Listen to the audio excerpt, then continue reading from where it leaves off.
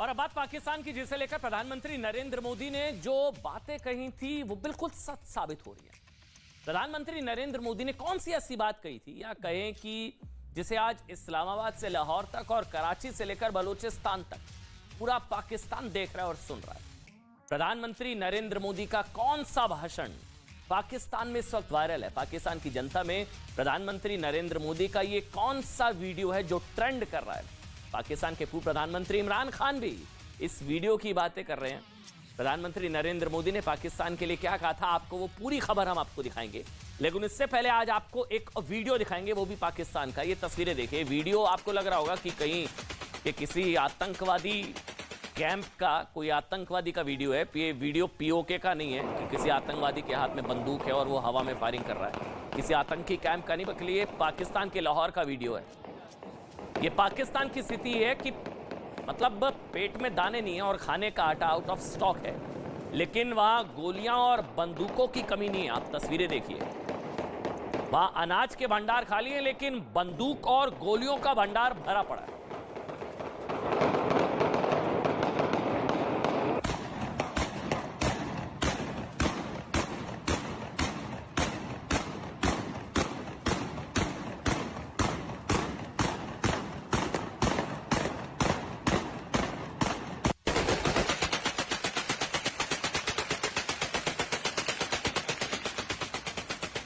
आपको दिखने में आतंकवादी लग रहे होंगे, इनका असली परिचय लॉयर्स हैं। ये पाकिस्तान के लॉयर्स हैं, ये लॉ से ऊपर हैं लॉयर्स। ये वीडियो पाकिस्तान के लाहौर का है। बार एसोसिएशन के वकील चुनाव में अपने उम्मीदवारों की जीत का जश्न मनाने के लिए ऑटोमेटिक राइफल लेकर सड़क पर उतर आए। ये लॉयर्स जो हैं, ये लॉ से ऊपर।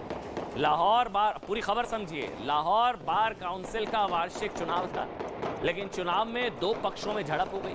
पंजाब बार काउंसिल की तरफ से चुनाव टालने की अपील की गई थी, लेकिन चेयरमैन इलेक्शन बोर्ड ने रिजल्ट की घोषणा कर दी। जिस पक्ष के समर्थन में जीत की घोषणा हुई वो जश्न मनाने लगा। काला कोट पहने वकील, जिनका कर्तव्य कानून का पालन करना है, वकीलों के पास ही न्याय दिलाने की जिम्मेदारी है, लेकिन आज ये वकील ही कानून को टारगेट कर रहे हैं। पाकिस्तान में ये लॉयर लॉ से भी ऊपर है। तस्वीरें एक बार फिर से दिखा दीजिए, किस तरह से सड़कों के ऊपर फायरिंग की गई वहां पर। ये लॉयर्स हैं, बार बार रिपीट कर रहे हैं, ये लॉयर्स हैं। पाकिस्तान की तस्वीर है, मतलब खाने को दाने नहीं है, लेकिन गोलियों की कमी नहीं। और ये लॉयर्स हैं सारे बाद। ये दिखने में लग रहा है कि किसी टेरर कैंप का, कोई आतंकवादियों का, कोई इस तरह की तस्वीरें हैं जहां पर ट्रेनिंग दी जा रही है, लेकिन ये सारे काले कोट में सारे। ये देखिए, अब ये तस्वीर देखिए आप।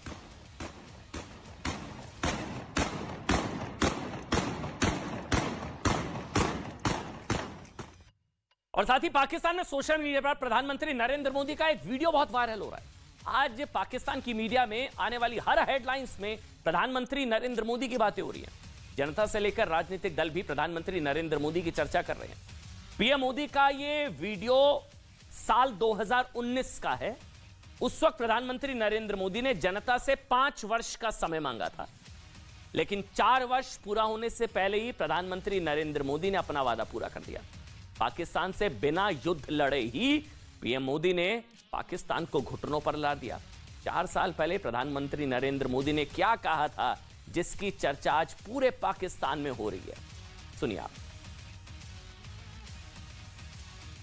हमने पाकिस्तान की सारी हेकड़ी निकाल दी, उसे कटोरा लेकर दुनिया भर में घूमने के लिए मैंने मजबूर कर दिया है दोस्तों। ठीक किया कि नहीं किया? ठीक किया कि नहीं किया? मतलब प्रधानमंत्री नरेंद्र मोदी ने वर्ष 2019 में यह कहा था कि वो पाकिस्तान को कटोरा लेकर भीख मांगने के लिए मजबूर कर देंगे, और देखिए आज वही हो रहा है। पाकिस्तान आज अपने कर्मों की सजा भुगत रहा है, लेकिन पाकिस्तान रिवर्स गियर में चल रहा है। पाकिस्तान की बर्बादी में अपना योगदान देने वाले इमरान खान की पार्टी ने भी इस वीडियो को, प्रधानमंत्री नरेंद्र मोदी इस वीडियो को ट्वीट किया। पाकिस्तान की जनता भी कह रही है कि भारत प्रधानमंत्री नरेंद्र मोदी के नेतृत्व में ग्लोबल लीडर बन चुका है। पाकिस्तान की मीडिया में प्रधानमंत्री नरेंद्र मोदी का शोर है।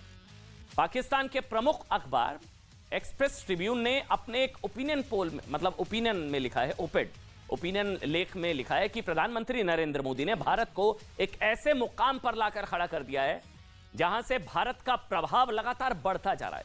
प्रधानमंत्री नरेंद्र मोदी के नेतृत्व में भारत की जीडीपी बढ़कर $3 ट्रिलियन की हो चुकी है। जी हां, और भारत अपनी विदेश नीति से तेजी से उभर रहा है। यह पाकिस्तान में लिखा जा रहा है।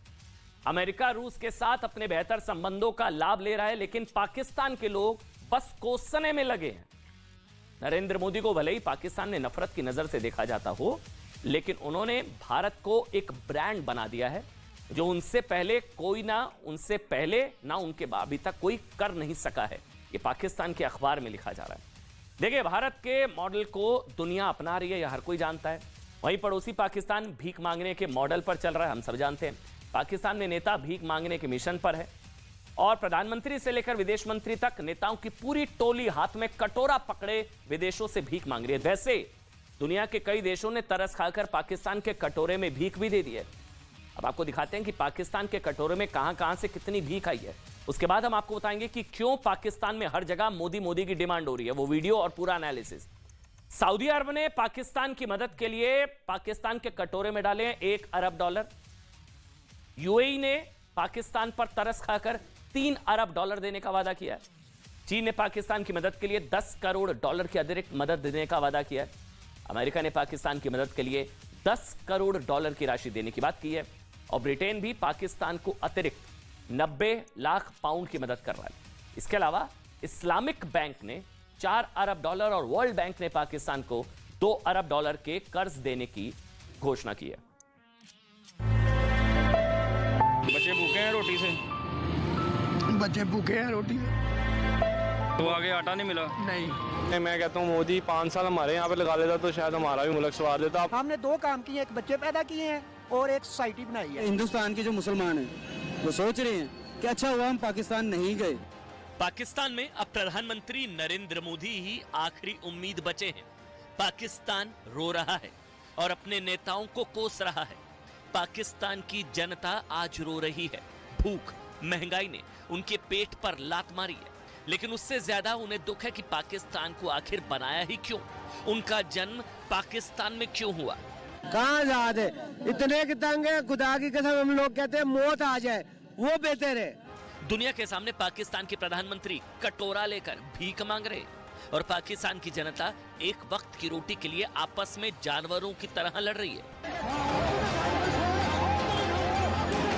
पहले मैंने फैसला किया था कि मजीद उनसे मैं कर्जा नहीं मांगूंगा, लेकिन मैं शूमी किस्मत देखिए कि इस वक्त पाकिस्तान जिन मसाइब से मुश्किलात से गुजर रहा है, मैंने फिर आखिरी वक्त फैसला किया और हिम्मत बांधी कि मैं उनसे मजीद कर्जा मांगूं। कि मुझे बड़ी मुझे आई फील वेरी एम्बैरेस्ड कि मैं आपसे हर दफ़ा आता हूँ, कोई और आता है तो आप कहते तो नहीं, लेकिन दिल के अंदर तो आप समझते होंगे ये पैसे मांगने आ गए हैं। तो मैंने कहा कि ये पाकिस्तान एक मिसाल इसकी ये है कि एक हाथ में हमारे एक न्यूक्लियर ताकत है। 8 बजे के खड़े हैं लेकिन आटा नहीं मिल रहा, इतने तंग हैं बच्चे रोटी से महरूम। बच्चे भूखे हैं रोटी से। बच्चे भूखे हैं रोटी से। वो कह रहे हैं पापा 2 रोटी ला दे। मैं क्या पुत्र मेरे पास 20 रुपए हैं। ये तस्वीरें पाकिस्तान की बर्बादी का सच बता रही है। जिस देश की जनता को खाने की रोटी भी नसीब ना हो, जहां बिजली सिर्फ खास लोगों के लिए आती हो, जहां की सरकार अपनी आवाम के लिए खाने का राशन, गैस तक मुहैया ना करा पाए, उस देश का खात्मा तय है। अब पाकिस्तानी भी कह रहे हैं कि उनके हुक्मरानों ने उन्हें भिखारी बना दिया है। मोदी अब हमें बदनाम करा जी, मैंने इनको कटोरा लेके जगह जगह पे भिखारी बना दिया है। यही ऐसा हो नहीं रहा। हो रहा है, बिल्कुल ऐसा। और आज हमारे वजीर आजम साहब इश्तिहार छुपा रहे हैं जी, हमें $9 अरब की इमदाद मिल गई है और हम खुश हो रहे हैं। और लोग फिर भी कहते हैं जी शेर आया, शेर है। कहाँ भी शेर आया है?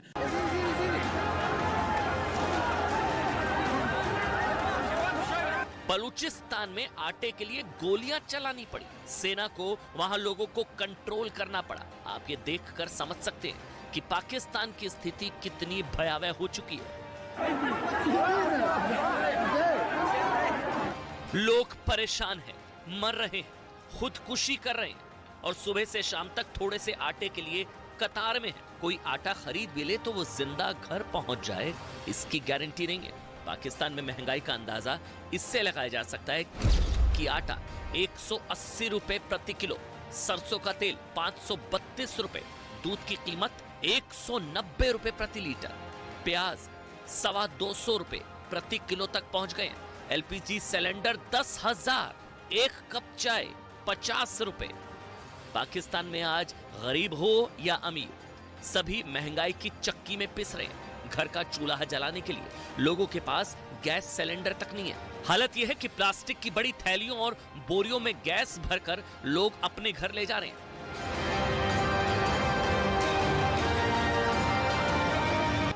पाकिस्तान सिर्फ कंगाली के आंसू नहीं रो रहा, वहां अब फैक्ट्रियां भी बंद हो गई हैं, रोजगार नहीं है। दवा बनाने की 18 कंपनियां एक हफ्ते से बंद। कई फैक्ट्री में काम नहीं तो कर्मचारियों को 4 दिन की छुट्टियां दे दी गई। टेक्सटाइल सेक्टर के बंद होने से 70 लाख लोग बेरोजगार हो चुके हैं। इस मुल्क के हर शाख में उल्लू बैठा हुआ है और वो उसका बेड़ा गर्क कर रहा है। हम खुद ही अपनी कब्र खोते जा रहे हैं। पाकिस्तान में एक नैरेटिव ये भी चलाया जा रहा है कि उसकी इस हालत के लिए भी भारत जिम्मेदार है। अपनी नाकामी छिपाने के लिए पाकिस्तान के नेता ये आरोप भी लगा रहे हैं। आप कोई ऐसा मुल्क बता दें जहां से आपने उधार ना मांगा। आपकी क्या? इंडिया से सर, इंडिया से नहीं मांगा अभी तक। इंडिया से देना जो उन्होंने नहीं था, गालियां जो आगे से पड़ती हैं। सर ट्राई तो करना चाहिए था, क्या पता मोदी जी दे ही देते।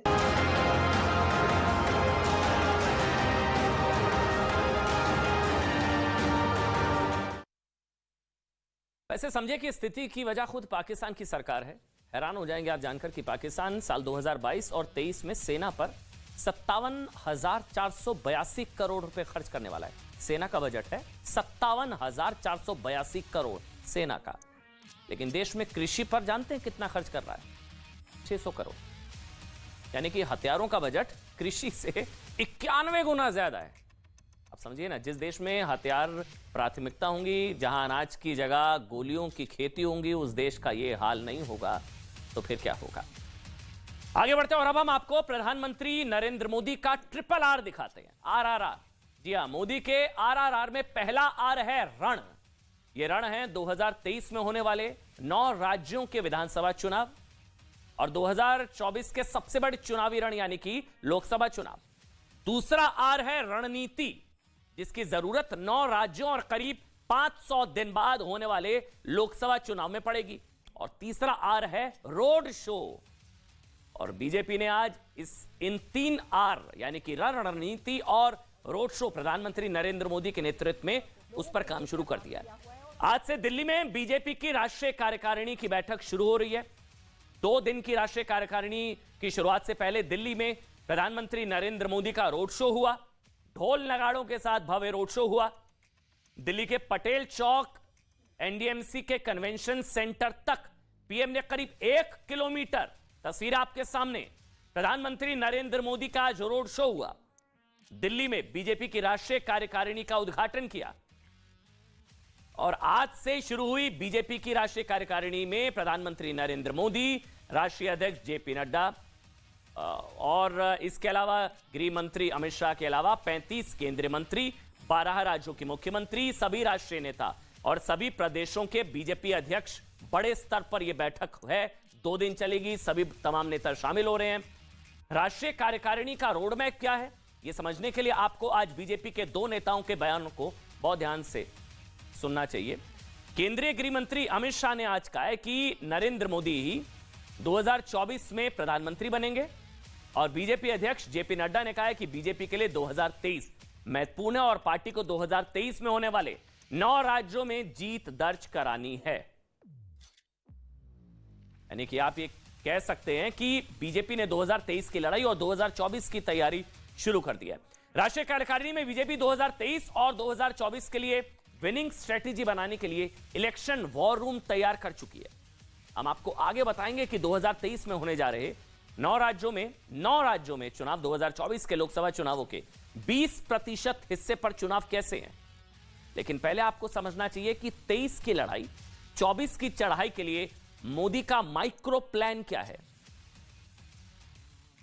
केदारनाथ हो तो बद्रीनाथ हो तो अभी जिस तरह से वो गए और उज्जैन में महाकाल का कॉरिडोर की उद्घाटन किया और प्रभु राम का मंदिर बन रहा है। तो आज भारत के हेरिटेज को आगे बढ़ाने के लिए हर काम हो रहा है, जिस पर देश को गर्व हो। इस साल हमें 9 प्रदेशों में चुनाव को लड़ना है और अगले साल 24 में लोकसभा का चुनाव है। तो उन्होंने सारे राष्ट्रीय कार्यकारिणी के सदस्यों का आह्वान किया कि कमर कसकर लग जाएं, हमें एक भी चुनाव नहीं हारना है।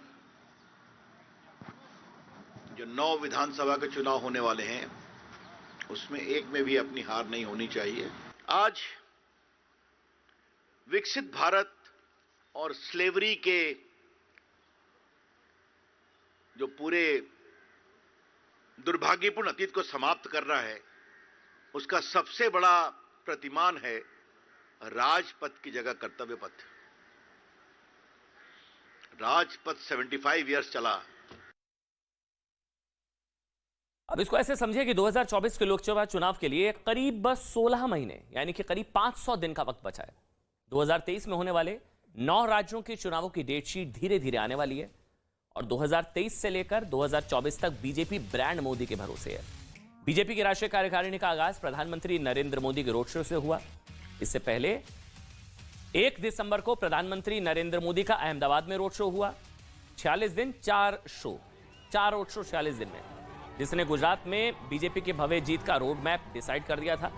फिर गुजरात की भव्य जीत के बाद क्या हुआ, 11 दिसंबर को फिर प्रधानमंत्री नरेंद्र मोदी ने रोड शो किया था। इसके बाद कर्नाटक के हुबली में प्रधानमंत्री का रोड शो हुआ और अब 46 दिनों में प्रधानमंत्री नरेंद्र मोदी का दिल्ली में आज चौथा रोड शो हुआ है। 46 दिन 2024 की करो तैयारी, मतलब 24 के पूरे एक्शन मोड में इस वक्त बीजेपी नजर आ रही है। 1 दिसंबर, 11 दिसंबर, 12 जनवरी और आज 4 रोड शो 46 दिन के अंदर अंदर प्रधानमंत्री नरेंद्र मोदी के। प्रधानमंत्री नरेंद्र मोदी के रोड शो को बीजेपी जीत की गारंटी भी मानती है और इसलिए 2023 की शुरुआत होते ही आज दिल्ली में प्रधानमंत्री नरेंद्र मोदी का रोड शो हुआ। दिल्ली से संदेश दिया गया कि 2023 और 2024 के लिए बीजेपी का चुनावी अभियान शुरू हो चुका है। 2024 के लोकसभा चुनाव से पहले 2023 में देश के करीब 9 राज्यों में इसी साल 9 राज्यों में चुनाव होने वाले हैं। इसे आप 2024 के चुनावों का लिटमस टेस्ट भी, मिनी लोकसभा कह लीजिए, लिटमस टेस्ट कह लीजिए। 2023 में 9 राज्यों की मतलब 1023 विधानसभा सीटों पर चुनाव होने जा रहे हैं। 1023 और इन 9 राज्यों की लोकसभा सीटें हैं 116। ये कुल 9 राज्य हैं जिनमें 2023 में, और इन 9 राज्यों में कुल मिलाकर 1023 सीटें हैं। 2024 में 9 राज्यों में चुनाव होने जा रहे हैं। इन राज्यों के नाम एक बार मैं जल्दी से आपको बता देता हूं। मध्य प्रदेश में चुनाव होने जा रहे हैं इसी साल। मध्य प्रदेश में, राजस्थान में, छत्तीसगढ़, कर्नाटक, तेलंगाना, त्रिपुरा, मेघालय, नागालैंड और मिजोरम। मतलब आप समझिए कि यानी राजधानी दिल्ली से बीजेपी ने 2023 का शंखनाद कर दिया है और बीजेपी की ओर से आज से राष्ट्रीय कार्यकारिणी भी शुरू हो चुकी है। उसमें बूथ लेवल पर संगठन विस्तार की तैयारी होगी। केंद्र सरकार की योजनाएं जनता तक पहुंचाने का रोड मैप बनेगा और करीब 500 दिन बाद होने वाले लोकसभा चुनावों में जीत की रणनीति तैयार होगी। 2023 में वो 9 राज्य कौन से हैं जिनकी 2024 के नतीजे तय करने में बड़ी भूमिका हो सकती है, ये बताने से पहले हम आपको राजनीति की एक बेहद दिलचस्प तस्वीर आज दिखाना चाहते हैं। आज बीजेपी की राष्ट्रीय कार्यकारिणी की शुरुआत हुई। प्रधानमंत्री नरेंद्र मोदी राष्ट्रीय कार्यकारिणी की विनिंग स्ट्रेटेजी बनाएंगे। सभी की नजरें प्रधानमंत्री नरेंद्र मोदी पर है। ये तस्वीर भी आज की आई है जहां पर प्रधानमंत्री नरेंद्र मोदी, योगी आदित्यनाथ, राजनाथ सिंह, नितिन गडकरी, तमाम बीजेपी के बड़े नेता राष्ट्रीय कार्यकारिणी की बैठक में, जेपी नड्डा, प्रधानमंत्री नरेंद्र मोदी। लेकिन और यही वो तस्वीर जिसका हम लगातार जिक्र कर रहे थे, आज इसी तस्वीर को लेकर दिन भर चर्चा रही और इसी से पहले प्रधानमंत्री नरेंद्र मोदी ने रोड शो किया और इसी के साथ 2024 के लिए शंखनाद कर दिया गया है। अब आगे बढ़ते हैं और अब भारतीय सेना की युवा छवि को मजबूत बनाने और सेना में युवा जोश के साथ अनुभव का बैलेंस बढ़ाने वाली खबर। अग्निवीर, जी हां, भारतीय सेना के जो अग्निवीर करीब 1 साल तक दुष्प्रचार के शिकार हुए, उनके खिलाफ क्या कुछ नहीं कहा गया। सोचिए, अग्निवीर के खिलाफ एक टूलकिट गैंग पूरी तरह से एक्टिव की थी जो देश की सेना के खिलाफ बयान दे रही थी। आज का दिन ऐतिहासिक है, आज का दिन बहुत बड़ा है, क्योंकि उसका पहला बैच सामने आ गया है। जी हां, अग्निवीर का पहला बैच। आज प्रधानमंत्री नरेंद्र मोदी ने देश प्रेम और समाज में अनुशासन बढ़ाने वाले अग्निवीरों के पहले बैच को संबोधित किया। पहला बैच अग्निवीरों का 19,000 अग्निवीरों का है, जिन्हें प्रधानमंत्री नरेंद्र मोदी ने आप 5 मंत्र दिए हैं। 5 मंत्र प्रधानमंत्री नरेंद्र मोदी के पूरे देश को जानने चाहिए। प्रधानमंत्री नरेंद्र मोदी ने अग्निपथ योजना को सशस्त्र बलों के लिए गेम चेंजर बताया है। Game changer. उन्होंने कहा कि अग्निवीर तकनीकी रूप से मजबूत होकर देश सेवा में महत्वपूर्ण भूमिका निभाएंगे। अग्निपथ योजना, प्रधानमंत्री ने कहा कि महिलाओं की भागीदारी देश के लिए मिसाल बनेगी। अग्निपथ योजना में महिलाओं की भागीदारी का जिक्र किया, मिसाल बनेगी, प्रधानमंत्री ने कहा। अग्निवीर 21वीं सदी में राष्ट्र को नेतृत्व प्रदान करने जा रहे हैं। और प्रधानमंत्री ने अग्निवीरों को अलग भाषाओं और संस्कृति को करीब से जानने और समझने की भी सलाह दी है। आज का दिन ऐतिहासिक है, यह खबर आप तक पहुंचाना आज बहुत जरूरी था। अग्निवीरों को दिए गए मंत्र में प्रधानमंत्री नरेंद्र मोदी ने महिला शक्ति की बात की, महिला अग्निवीरों की बात की। प्रधानमंत्री नरेंद्र मोदी तीनों सेनाओं में महिलाओं की भागीदारी को बढ़ते हुए देखना चाहते हैं। छत्तीसगढ़ की हिशा बघेल इसका सबसे बड़ा उदाहरण है। यह तस्वीर देखिए, हिशा बघेल छत्तीसगढ़ की पहली महिला अग्निवीर बन गई हैं। हिशा का चयन भारतीय नौसेना के लिए हुआ है। फिलहाल हिशा ओडिशा के शिल्का में ट्रेनिंग ले रही हैं। हिशा के पिता एक ऑटो ड्राइवर हैं। जो लोग सोचिए अग्निवीर पर सवाल उठा रहे थे ना, जो प्रोपेगेंडा चला रहे थे, जो एजेंडा चला रहे थे अग्निवीर का, यह तस्वीर आज उनके मुंह पर करारा तमाचा है। ये सोचिए, ये थप्पड़ है उन तमाम लोगों के मुंह पर जो अग्निवीर के जरिए देश के युवाओं पर सवाल उठा रहे थे कि वो क्या करेंगे, पता नहीं क्या क्या बयान दिए गए थे शर्मसार करने वाले। हिशा परिवार के साथ छत्तीसगढ़ के दुर्ग में मौजूद एक छोटे से गांव बोरीगारका में रहती हैं। बेटी सेना में भर्ती होना चाहती थी, लेकिन पढ़ाई के लिए पैसे नहीं थे। हिशा के पिता ने कमाई का एकमात्र जरिया अपना ऑटो रिक्शा भी बेच दिया। लेकिन आज हिशा के चयन से पूरा परिवार खुश है। अग्निपथ योजना पर सवाल उठाने वालों के लिए हिशा का अग्निवीर बनना पूरे देश के लिए महिला सशक्तिकरण के लिहाज से एक बहुत बड़ी तस्वीर। गर्व महसूस हो रहा है कि हमारी बेटी इंडियन नेवी में सेलेक्ट हुई है। और क्या बोलते, तैयारी तो उनका, वो बहुत मेहनती थी सर। वो तो तैयारी वो खुद कर लेती थी। हम लोग मना करते थे, फिर भी वो ना नहीं रुकती थी। मत जाओ, आज मौसम ख़राब है, तो रनिंग के लिए चली जाती थी। 4 बजे उठती थी, एकदम टाइमिंग बना के रखी थी। 4 बजे उठना, रनिंग में जाना, फिर आना, फिर ट्यूशन जाना, ट्यूशन के बाद फिर कॉलेज जाना, कॉलेज से आने के बाद फिर फ्रेश वगैरह होकर फिर बच्चों को ट्यूशन पढ़ाना। तो बहुत वो अपनी समय में बहुत ज़्यादा ध्यान देती थी। वो ज़मीन बेचे, गाड़ी बेचे, इलाज के लिए बेचे थे, उसी में से बच्चों को भी पढ़ा रहे थे। और वैसे भी गवर्नमेंट कॉलेज में था, सब में तीनों बच्चे गवर्नमेंट कॉलेज में पढ़ाई कर रहे थे। तो कॉलेज में तो खैर फीस तो नहीं लगता है, लेकिन पुस्तक वगैरह जो भी जैसा भी। और 2 बच्चे बाहर में थे, उनका किराए का और खाना पानी के लिए तो भेजना ही पड़ता था। तो बहुत तकलीफ़ें उठानी पड़ी मेरे को, मतलब तो करती थी सर थोड़ा बहुत। अब ज़मीन भी बेचे थे, गाड़ी भी बेचे थे, तो उसी में से इलाज और उसी में से करके सब कर रहे थे। देखिए, सेना के ऐसे ही शूरवीरों से आज आपका परिचय कराना जरूरी था, इस उम्मीद के साथ कि अब हम उम्मीद करते हैं कि कम से कम अब अग्निवीरों पर हो रही सियासत शायद अब थम जाए, शायद अब अक्ल आ जाए। लेकिन दूसरी तस्वीर देखिए, यह हैदराबाद के आर्मी आर्टिलरी सेंटर की तस्वीर है, जहां 2264 अग्निवीर ट्रेनिंग ले रहे हैं। तस्वीरें देखिए आप, मतलब 6 महीने पहले जिस योजना का जो लोग विरोध कर रहे थे ना, 6 महीने में तस्वीर पूरी तरह से बदल गई है। केंद्र सरकार की अग्निपथ योजना का जबरदस्त असर देखने को मिल रहा है। हैरान हो जाएंगे, समय देश में करीब 10 रेजिमेंट सेंटर में 19,000 से ज्यादा अग्निवीरों को ट्रेनिंग दी जा रही है, जिसमें Punjab regimental centre Ramgarh, Kumaon regiment centre है और इसके अलावा कई तरह के सेंटर्स हैं जहां अग्निवीरों को लगातार ट्रेनिंग दी जा रही है। 19,000 ट्रेनिंग सेंटर्स इस तरह के बनाए गए। हैदराबाद के आर्मी आर्टिलरी सेंटर की ये तस्वीर, जहां लगातार बताया जा रहा है 2600 के करीब अग्निवीरों को ट्रेनिंग दी जा रही है। आगे बढ़ते हैं, आज की एक और बड़ी खबर। इंडियन प्रीमियर लीग यानी कि आईपीएल के बारे में आप सबने सुना होगा। आप में से बहुत सारे लोग आईपीएल का एक भी मैच शायद मिस नहीं करते होंगे, लेकिन एक चीज इस देश के